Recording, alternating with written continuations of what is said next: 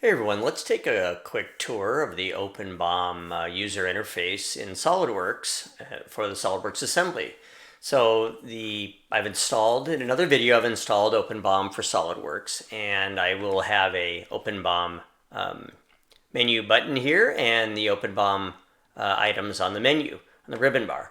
So there's about 5 or 6 of them, and let's just go through them individually. First, I'm going to start with the settings because it's important to visit this and be sure that you've signed in here with your username and password. There's another video that deals with the rest of the settings, but it's important to be sure that you sign in with your username and password.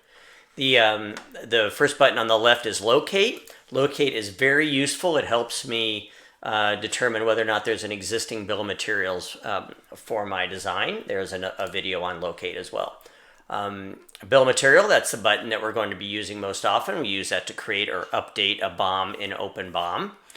The catalog command is kind of left around at this point more as a legacy. We've incorporated a single operation into bills of materials. So when you create a BOM using the BOM button, we will do all the maintenance of the catalogs and put the right items in the catalogs, etc. So the catalog button is kind of left around for legacy and may be deprecated in the future. So save item, there is another video on that as well. Save item allows you to save or update an individual item that you may be working on in OpenBOM. It does for a single part or assembly what BOM does for the entire structure. So when you use save item, you'll update just an individual item in OpenBOM.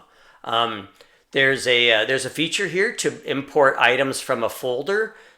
This does have a limitation. You might want to check with support at openbom.com before looking into this. But if you click on this, you'll see that you'll choose a particular folder and you can import that folder into an OpenBOM catalog.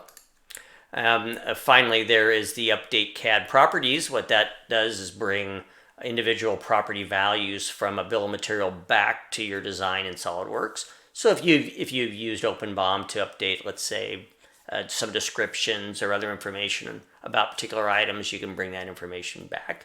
There's another video on that as well. And then finally, of course, the settings we've already discussed, that it's important to watch the video on settings and understand exactly what those things do.